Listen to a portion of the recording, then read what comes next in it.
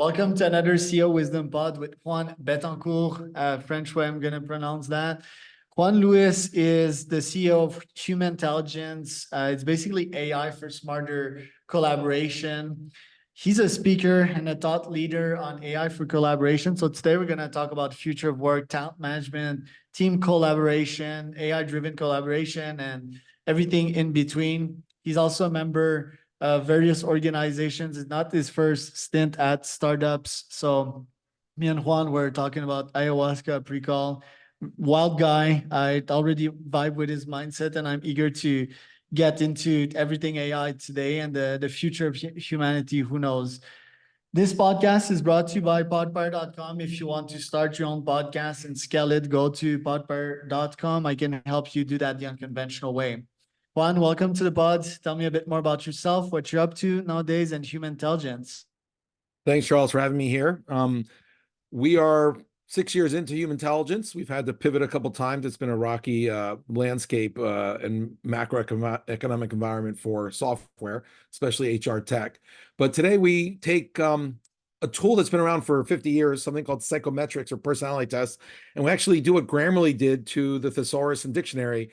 We're worth $15 billion because they just put content at your fingertips in your workflow. So we do what Grammarly does, but instead of grammar tips, we put communication, collaboration, psychometric tips at your fingertips in Slack, in Zoom, in G Suite, in Teams, in Outlook, in virtual meetings, so everyone can communicate better, everyone can understand each other better, and you actually use AI so that your emails get rewritten for the audience you're writing to. So you basically reduce friction throughout a company. So what's your story, Juan? You came to the US, you went and studied at Harvard, and from there, I guess you never looked back. Yeah, so Cuban American, it's a big part of my ethos. We were exiled. I grew up in the DC area, went to school in the Northeast, Harvard, and then MBA Wharton. Didn't connect back to my superpower today is connection. Back then, I did not connect. People saying things like, Juan, you don't look like a Juan, you don't sound like a Juan, you're so smart for a Juan. You know, when you're 14, 17, 18, 19 years old, and this is happening, you realize maybe you're not part of that society. So I did not like living here because of that. And so I left the US at 22. I learned French fluently, some German, some fluent Italian, fluent Portuguese, got a master's in Portuguese, lived in Brazil, Dubai, Abu Dhabi, France, Germany, Puerto Rico, Mexico. And 20 years later, I came back and I learned how to work and be agile in 7 or 8 different countries at the highest levels of executive leadership. And I learned how to connect. I connected people for marriage in all these countries, over 100 weddings I put people together. I became the world's best headhunter in the US for Heidrick and Struggles and Korn Ferry, and human intelligence ended up being a extension of my DNA and my superpower of connection. I wanted everyone in the world to be able to connect, and I built a software platform that could do that. Quite impressive. And you started in soccer. Well, you started for Procter Gamble, but then Reebok, the soccer division. Then you went into Puma as a sport brand, then Oracle, all these big companies, and Decathlon, which is one of my favorite company, a French company. What did you learn from your early experiences? At these large companies, you learn a lot of things. So functionally, I learned how to do marketing. I learned how to do sales. I learned how to be a general manager at Procter Gamble. They have more Procter Gamble people as CEOs of Fortune 500 companies than any other. So how to be a leader, how to change your leadership style for every employee. I learned how to be a global thinker when you're working at a global company like Procter Gamble, like Decathlon, like Puma. Taking responsibility. All those things were great. But I also understood the downside of large companies where individuals often are miserable with their boss or their team and don't feel included, and communication challenges, not just with your team, but across countries and different offices, and how culture is embedded in language, and all of this, I thought could be done better, quite frankly. And then what pushed you to start your own company? Yeah, I made a lot of companies millions of dollars, and in the case of Puma, billions of dollars, since I was the one who turned Puma around for the CEO. And even decathlon, when I was CEO, I was ran the north of France and France, but then came to the US and was the CEO for the Americas, US and Brazil. And I wasn't really getting a piece of that. And, I come from a family where my dad worked for 47 years in the same job as an economist at the University of Maryland. My mom worked at the Inter-American Development Bank for like 40 years. So Cubans typically aren't entrepreneurs in that mindset. They're like, go be a lawyer, doctor, engineer or architect. So it took me until the age of 40 to realize that freedom, true freedom, both in the financial sense and in the just spirit of doing what you want, living the life you want, could really only come through running my own company. And so I actually got into spirituality and doing ayahuasca and psilocybin and other plants, all in legal formats, to access higher consciousness and to get the confidence and to expand my heart, to be able to take the risk and live more in abundance and love instead of scarcity and fear, and actually take the plunge and go on my own. When did you first heard of these substance ability to change your mind and your heart, and what pushed you to take the risk and try? One word answer: trust. I had never done any substance until I was like 30. I drank alcohol for the first time. And I was a US soccer national team player, world-class athlete, fraternity member, never touched a drop of alcohol through college, after college, never did marijuana, cigarettes.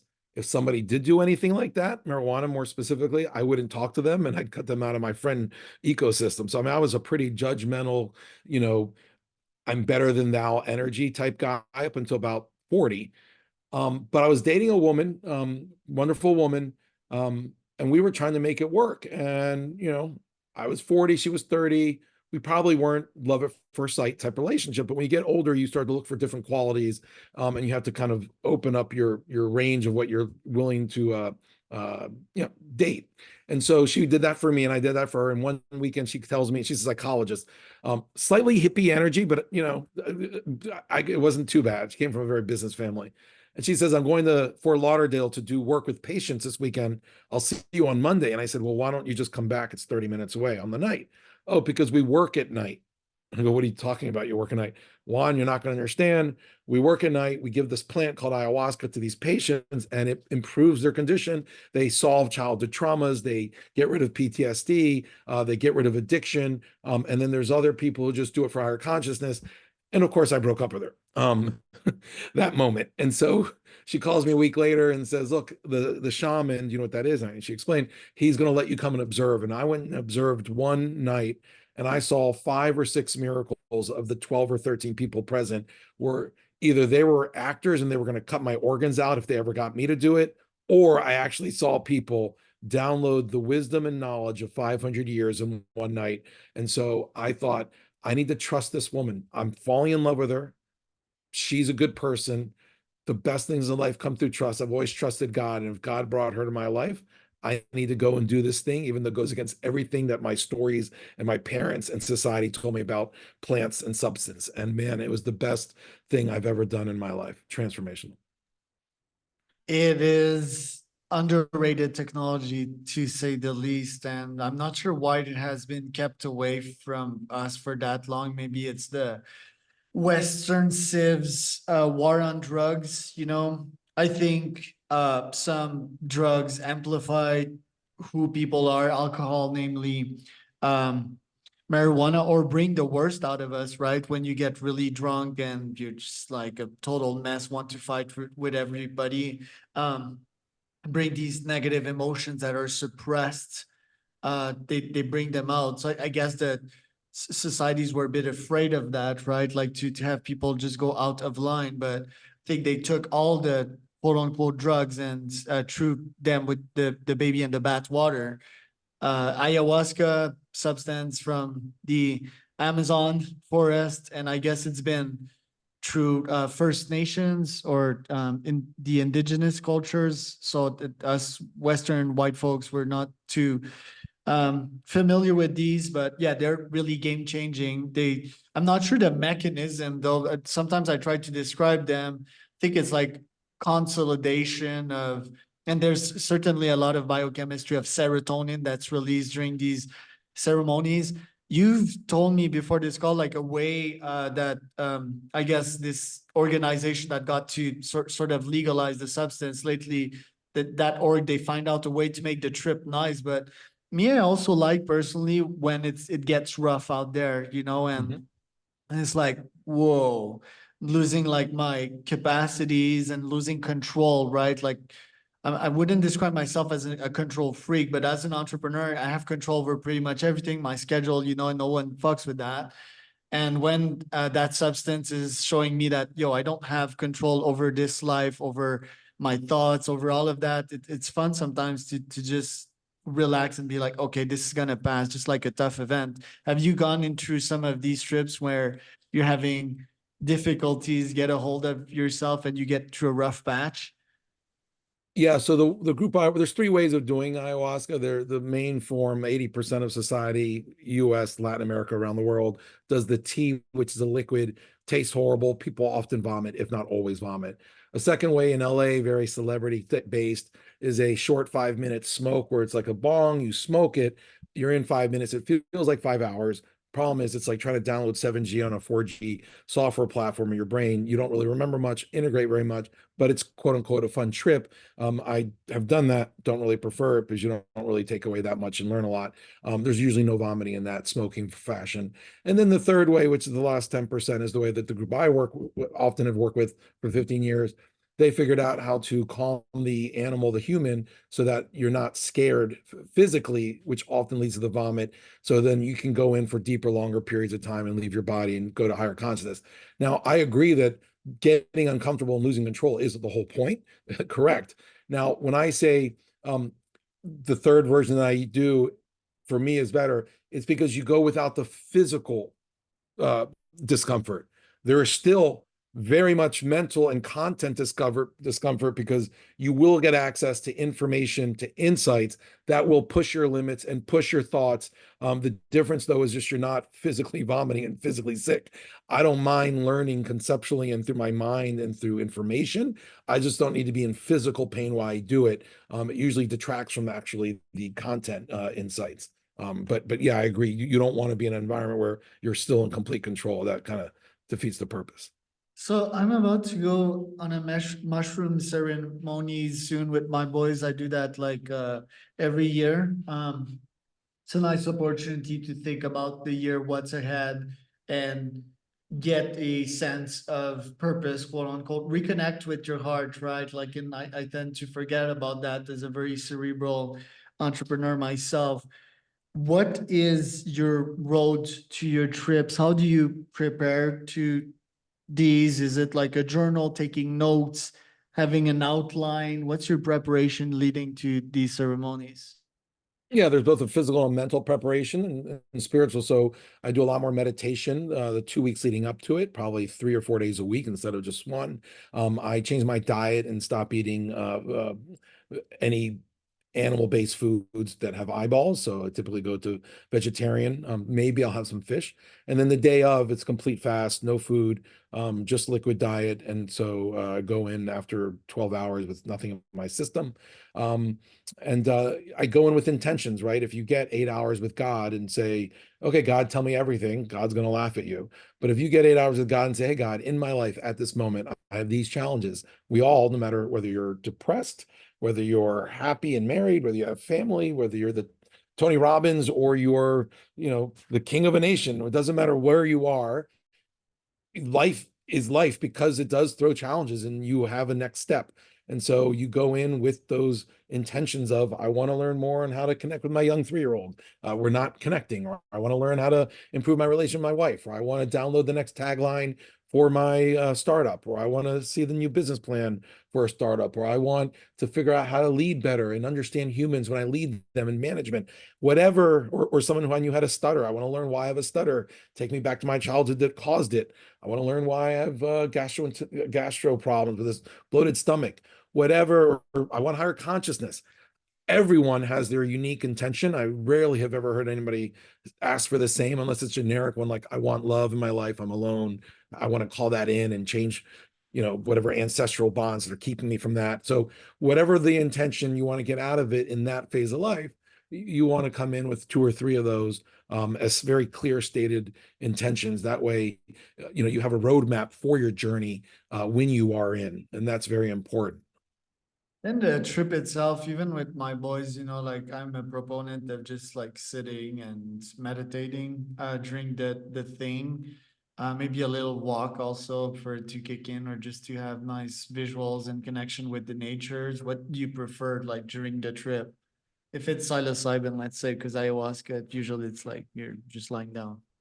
Yeah, it's different, right? So psilocybin is a hallucinogen, whereas ayahuasca is psilocybin is a hallucinogen and a psychedelic. Ayahuasca is a psychedelic, but not a hallucinogen. And so if your eyes are open under ayahuasca, you probably aren't having vision. So in the format that we do it, it's probably best when you're taking the heart opener, sassafras or canna, analog to what they made MDMA from. Usually you just want to connect with people and just get in the vibe and the energy of everyone in the room and like a community really connect. But when you take the chocolate that has this DMT compound in it, that really it gives you access to spirit and opens portals to other dimensions. That's where you want to kind of, I get eye patches and earplugs. I want complete silence. I want to feel like I'm floating in space where I don't feel my body. I don't hear noise. And it's almost like recreates that feeling of meditating. When you do meditate in that kind of like silence chamber that you've created, that's where you can go really, really deep. And that's where you start to then get a flood of information and insights to you that is not from your vessel, but that actually comes from the grid of all knowledge in the universe. And that's where it gets really special. You get teachings and learnings and downloads. And that can, I mean, you sometimes lose track of time, but that can be like 2 to 3 to 5 hours and it passes really Oh, quick. interesting. Or Yeah, you can be in for 5 minutes and it feels like 5 hours. You can be in for 5 hours and it feels like 5 minutes. Once you leave your body, there is no construct of time. And so when you are in deep meditation, because actually when they've done MRIs and CAT scans of the brain on ayahuasca and of Buddhist monks meditating for 8 hours, there's actually no difference, as well as they've done CAT scans of the brain dreaming and doing ayahuasca, and there's no difference. The only difference between dreaming and ayahuasca is that when you dream, your soul's going up to nourish itself and learn, but your conscious mind's asleep. When you do ayahuasca, your soul goes up, but your conscious mind goes with you, and you can bring it all down. So you can come back, open your eyes, go to the bathroom, go back in. You can go write stuff down, note it, notepad it, journal it. Because it like a dream though, and like another dimension of lots of information, if you don't write it down over a week or 2 weeks later, you won't remember all of it. I mean, obviously, if you get used to riding the bike, you also get used to how to remember it and have tricks to do that. yeah, that's been a problem with me. Like I've done these 10 days silent retreat and I lose most of the insights. I've written down a lot of things, but there's also an equilibrium and not doing too much writing down and interrupting the flow of Mm, insights. right. But it's also the integration part. I feel that I just go back into society too quick, and don't give myself the time. So what's your after trip routine? The work happens between journeys. So, journeys can be a lot of fun. There can be a lot of downloads, a lot of insights, but the work of integrating is actually when you leave the journey space after that next morning, and put it into play. And I find that in the modality of the chocolates and the 7, 8 hours that we're in our experience, it's so clear and so you're so in it that it's easy to remember and it's easier to apply. And some of the lessons that you get told while you're in that journey, you just come out and make them actionable. Like you just do it. People who stuttered for 20 years come out of it not stuttering. People who come out of it who couldn't find love in 2 weeks. And sometimes it's a lot of just energetic breaking, some bad energy or juju that's been put upon you from ancestors or for other people, right? So, um, you know, like anything in life, when you run a business, you want to put your metrics, you want to put your goals, your objectives, and to track them. It's the same thing for your personal life and for spiritual goals and anything you get out of a journey. You want to put that down, focus on it, and keep true to that. I see this kind of work as like a tune-up. Like if you've ever driven a car, and I don't drive often since I work from home, I have this old 20-year Mercedes, right? It still looks okay, but it doesn't drive great. But after, 5 years, the wheels just sitting there, they get misaligned just from misuse. And it just happened to me about a year ago. I'm driving my car and it's like going da da da da da da da da da. And it's like, I literally feel on the highway that it might be dangerous. So I'm like, well, before I go and sell this and spend 50K for a new car, let me just go and get the wheels aligned. I got the wheels aligned, went back on the highway. It felt like a new car. Human soul and the connection to your soul and being aligned is like the wheels of a car. Over every week, over every month, there's little fragmentations that occur because of the stress of work, of marriage, of kids, of life. And without even knowing it, this gap occurs. And it's so minor, you don't even realize it until one day you're completely unaligned and you find yourself reacting and screaming in a bad place. So I think, like the Four Seasons, it'd be great to do this type of work, whether it's ayahuasca, psilocybin, and others, quarterly, because that's kind of how the animal, the human, has evolved in life with four seasons. Then you bring these insights, do you filter them out through your brain and ask your brain like, hey, can you put numbers and KPIs for that ayahuasca generated insight, for example? Or do you feel that numbers are useful? There's sort of a way to measure things and to see where you're at. It's a bit more scientific, or do you feel numbers don't have much value and they're mostly fluff in the corporate world? Well, so it's fascinating you asked that question. Different humans learn, think, and process in different ways. Some people use visuals. So some people, when they do this work with ayahuasca, they close their eyes and it's all visual. And through visuals, they get all their learnings. Other people have no visuals and all they're getting is download of knowledge, like literally downloads of knowledge with no visuals. Some people see code, like in the Matrix. Like I've had the journey like that, where you literally see the wall of numbers in green coming down and you can see the physics of how everything works through this numerology or number system. Other people get to a place where there's no words in humanity that can describe that place they went to. So they'll come back in integration and tell people, I would love to tell you what I saw or what I experienced, but there's no words in the language of human beings that can actually capture the experience I had. And the first time I heard that, I'm like, yeah, that's crazy, whatever. But then I had an experience like that, and I'm pretty good at articulating my journey experiences the next morning. And I was like, I literally, like, it was transformational, but I can't tell you one way how. Right. So these are all 5 different ways. All humans process differently, all souls process differently, depending if you're old, young, what universe dimension you come from. And so I think, a lot of entrepreneurs and business people do process more with numbers, metrics, visuals. That's why they do what they do. And they are able to interpret and transfer or map their ceremonial experiences into action items that can be tracked and measured. So I think it is, codependent on the person and how they think. How is that related with human intelligence? Because you're into psychometrics. How do you bridge your spiritual self and your fascination with your own brain to human intelligence? Great question.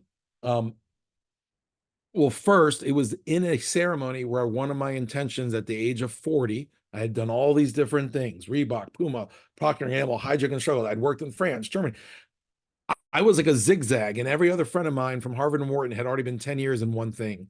And I started to think, gosh, what a waste of energy to always build from scratch, another 3 years, another career, another career. I thought, what am I doing wrong? And so I actually came in with the intention to find purpose. And I said, universe, God, whatever you believe in, what's my purpose? There's more out there. I'm so much to offer. And I was told that I would find my purpose in 2 to 3 weeks, that it would come to me. And I thought, it's funny, when God gives you a miracle, you often don't believe it. So I'm thinking, yeah, whatever. And I had been doing ceremony for a while. And so sure enough, I met a guy who told me about a personality test that they had developed over 30 years.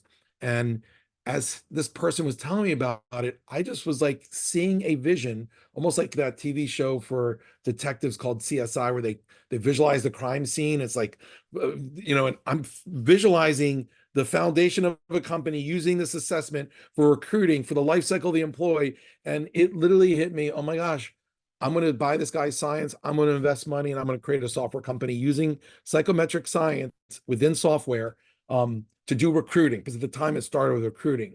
over time with COVID, we lost all recruiting revenue. We went from 2 million back to zero. Nobody was going to be hiring. And so we had to then fire everybody. And I had to pivot and relaunch it as a collaboration tool for all those employees that were still there, but distributed. So it really helped me find this purpose. And then in just being able to be agile and see around corners and understand what the economy was doing, how to position this, how to bring, ceremony work and ayahuasca, psilocybin. It's all about downloading higher consciousness and just being a greater person and having more emotional intelligence. All of that, which I got really good at, is what I actually built in a software platform. So I'm actually building, without plants and psilocybin or ayahuasca, a platform that brings higher consciousness, brings more self-awareness, and brings more emotional intelligence between people and more inclusion and just general love and abundance to the workplace. So I figured out it's going to be hard to get ayahuasca to 10 million, guys and girls in suits in New York City. But if I can do it through a software tool that makes them work better and work better together, then I can kind of find a happy medium and change the world in a powerful way. Love that. And how did you process that COVID hardship? Probably you couldn't do these ceremonies anymore during COVID. Everything was closed down. So did you actually do a ceremony during that one after losing everything? And do you recommend also doing ceremonies in quote unquote stressful times of your life? Yes. I recommend doing things like this more on a cadence of a calendar of quarterly. And if you do that, you will have moments that you're really stressed. And you'll have moments that you're on the top of the world. And whether you're really stressed or on top of the world, you will get equal amount of insights. You know, I've gone in really stressed and asked, what should I do? Should I pull the plug on human intelligence? I was already a couple million of my own money in, a couple million of my friends' money, and I felt like a complete failure. It was out of my control, but it doesn't stop you from feeling like I just ruined. Some of my friends didn't have money to invest, and they invested in me. They didn't even know what we were doing. And so I asked the universe what I should do, and I got some insights. I asked before I got married, my relationship, we were having some real challenges, and it was not, and this is not the same girl who brought me to ayahuasca, a separate woman. But we were having some real challenges, and I realized in dating her that this could be the most difficult relationship I've ever had. And most people say, well, marry the relationships that are the best and easiest, not the ones that are most difficult. But the ceremony and what the insights I got during the ceremony made it very clear that if I wanted children, I actually had to go through this difficult journey with this woman. The kids would be amazing, but this woman might be the toughest thing in the world for me, and vice versa. So I'm not saying that she's a problem. I'm saying we are just very difficult with each other. And so it allowed me to man up, take the responsibility, and create more of a vessel of patience and love, and a place of safety for both of us to not only get married despite a lot of difficulty, but now maintain our marriage. And I can assure you, of our 20, I'm 53, she's 43, of our 20 couple friends in South Florida, I mean, 15 of them, you look at those couples, they look perfect together. They never fight. They're so sweet. My wife and I were constantly fighting. Half of those couples are divorced. We're still together. And I'm not saying we have a perfect relationship, but ayahuasca has given me the ability to hold space for a complex relationship that there's no way I would have made it through a week or a month with somebody before doing this at 40. Right. We only have 2 minutes, but a quick one on that one. Like, fighting is healthy in relationships. Like, I mean, it's all bullshit. Like, people that never fight, fighting is healthy. That's how you make gains. You go in the gym and you fight, you break your muscles. So fighting is healthy. It's communication and obviously Right. But disagreement, right? it's the way you fight. The way we Yeah. fight is not Yeah, healthy. you don't you're sparring, right? You're not trying to take their head off. Right. You're sparring, not playing, hitting you're the blow. That's a good point. observing, you're playing, you're dancing, you're sometimes laughing. There's a way to do it, but yeah. Dude, I had so much wisdom from you. Like, we're gonna do this yearly, not quarterly because it's a bit too much, but I'd love to have you next year also on the pod. Where can people find out more about you till then, Juan? They can go to LinkedIn and look up Juan Luis Betancourt, or they can just email me directly at juan@humanintelligence.com, or go to the website www.humanintelligence.com. We've combined human and intelligence. Just get rid of the IN in the middle and you'll make it.